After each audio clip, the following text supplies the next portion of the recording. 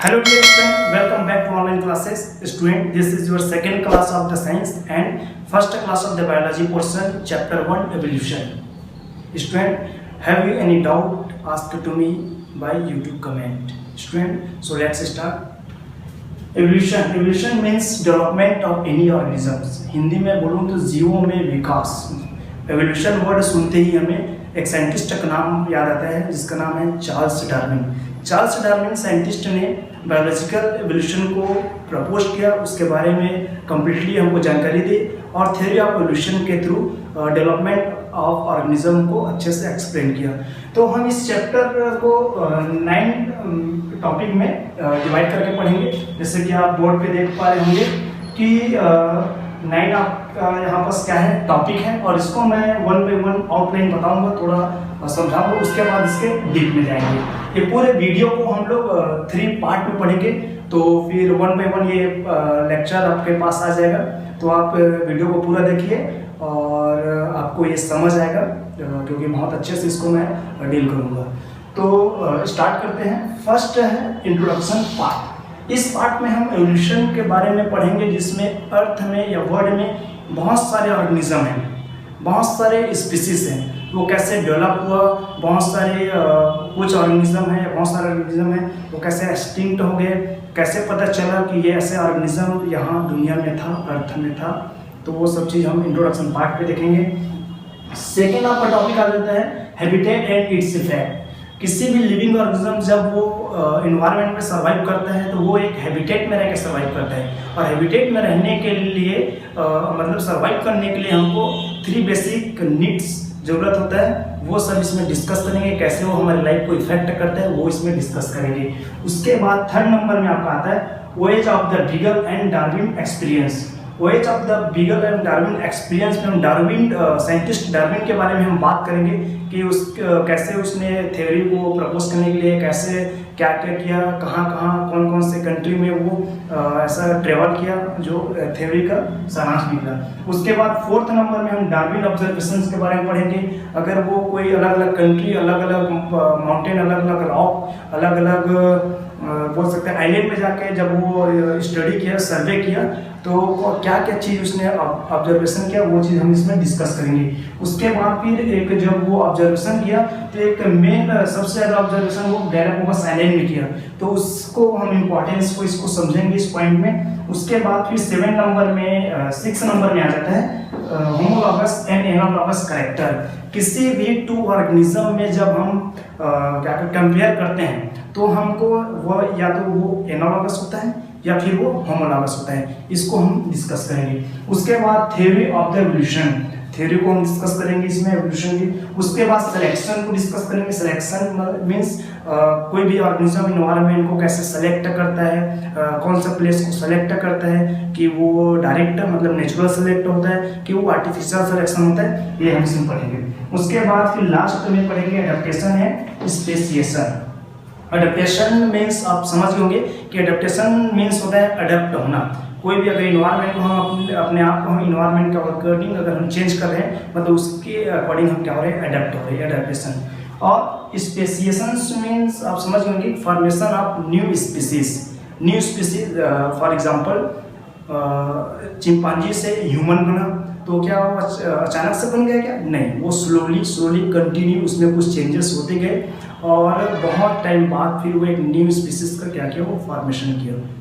तो जैसे कि आपको पता है कि अभी भी चिंपांजी है और अभी भी ह्यूमन है, लेकिन बना उसी से है, लेकिन दोनों स्पीसीज है, तो न्यू स्पीसीज का फॉर्मेशन होता है, वो होता है स्पेसिएशन में होता है.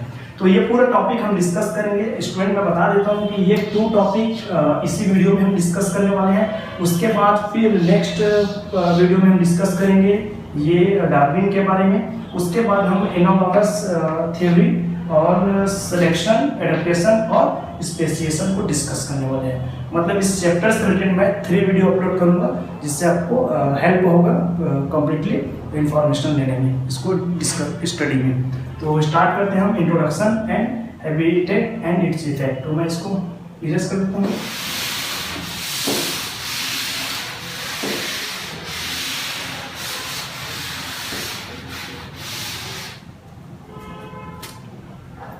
स्टूडेंट, तो इंट्रोडक्शन पार्ट में स्टार्ट करते हैं, डिस्कस करते हैं। तो मैं आपको सीजी बोर्ड बुक के हिसाब से बताऊंगा।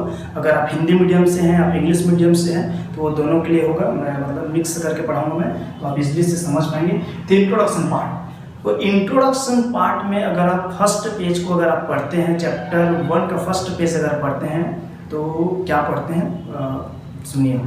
तो अगर इन्वायरमेंट में या पूरे वर्ल्ड में अगर आप देखेंगे तो 100 ऑफ ब्लैक स्पीसीज आपको देखने को मिलेंगे, पढ़ने को मिलेंगे। उसमें से कुछ आप पढ़ते हैं, कुछ आप देखे हैं और कुछ का आपने नाम सुना है। सुना है इसका मतलब वो है क्या? वो नहीं है। तो वो नहीं है तो हम कैसे पता चला कि वो कोई स्पीसीज पहले कभी रहा हुआ करता है, मतलब पहले तक कभी था।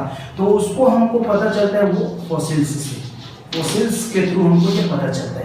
तो सबसे पहले अगर फॉसिल्स या फिर एक्सटिंक्ट या विलुप्त स्पीसीज का जब नाम आता है तो सबसे पहले नाम आता है डायनासोर का। डायनासोर्स का नाम सबसे पहले आता है। अब डायनासोर को जब उस समय जब डायनासोर हुआ करता था बहुत पहले, तो उस समय वो किंग ऑफ एनिमल था, मतलब सभी जानवरों का एक टाइप राजा था। और उस समय जो अभी के डेट में जो बड़े बड़े ऑर्गेनिज्म देखते हैं, बड़े बड़े एनिमल जो देखते हैं, वो उस समय हुआ करते नहीं थे। क्यों? क्योंकि डायनासोर उस समय उस सबको किल कर जाता था, अपने वो फूड मटेरियल में के फॉर्म में उसको मतलब कि खा जाता था, ये बोल सकते हो। और डायनासोर है उसके बहुत सारे स्पीसीज आपको पढ़ने को मिलेंगे कि एक छोटा जो डायनासोर होता है वो 50 सेंटीमीटर का होता है, और जो बड़ा जो डायनासोर होता है वो 40 मीटर का अराउंड ऐसा ये होता है। ये चीज़ आपको पढ़ने को मिलेंगे। और डायनासोर होता है, कुछ डायनासोर हैं वो उड़ने वाले, मतलब फ्लाइंग करने वाले होते हैं। कुछ डायनासोर 2 लेग्स वाले होते हैं, कुछ डायनासोर 4 लेग्स वाले भी होते हैं। तो ऐसे बहुत सारे डायनासोर हुआ करते थे। लेकिन जब स्पीसीज उन लोग का जब बढ़ते गया और उसमें जब कंपटीशन आया कि इन्वायरमेंट में कौन सर्वाइव करेगा, दोनों में क्या हुआ, एक टाइप से बोल सकते हो कि युद्ध हो गया आपस में ही। तो उसके बाद फिर क्या हुआ, डायनासोर खत्म होने लगे और एक टाइम के बाद वो एक्सटिंक्ट हो गए। उसके बाद एलिफेंट जैसे ह्यूमन बीइंग का सबका क्या हुआ, वो डेवलपमेंट होना स्टार्ट हुआ। तो एक बार और बता देता हूँ कि डायनासोर के टाइम में और क्या क्या चीज़ मतलब मेजर हुआ करते थे।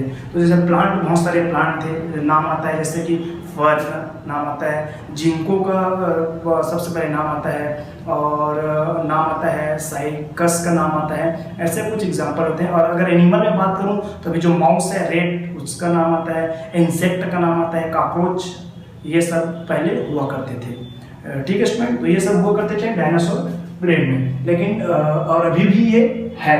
तो लेकिन ये होता है कि जब आपको पता है कि हिरोशिमा नागासाकी में जब एटॉमिक बम ब्लास्ट हुआ था, उसके बाद उसमें अगर कोई प्लांट उसमें ग्रो किया था उसके बाद वहाँ पास, तो वो प्लांट का नाम है, वो क्या है, जिंको। जिंको प्लांट का नाम है। और ये जो जिंको प्लांट है वो डायनासोर टाइम पीरियड में भी हुआ करता था। तो ऐसा ये कम्प्लीटली आपको ऐसा इंट्रोडक्शन पार्ट में पढ़ने को मिलेगा। अब मैं सेकेंड टॉपिक में डिस्कस करूँगा, habitat and its effect. Habitat and its effect. Habitat, अगर कोई भी लिविंग ऑर्गेनिज्म अगर वो सर्वाइव करता है, कोई भी लिविंग ऑर्गेनिज्म अगर वो इन्वायरमेंट में सर्वाइव करता है, तो बेसिक 3 नीड्स रिक्वायरमेंट होता है उसको। क्या क्या? तो सबसे पहले उसको फूड रिक्वायरमेंट होगा। जब किसी भी लिविंग ऑर्गेनिज्म को जब वो प्रॉपर फूड टेक करेगा तभी वो क्या करेगा, सर्वाइव करेगा।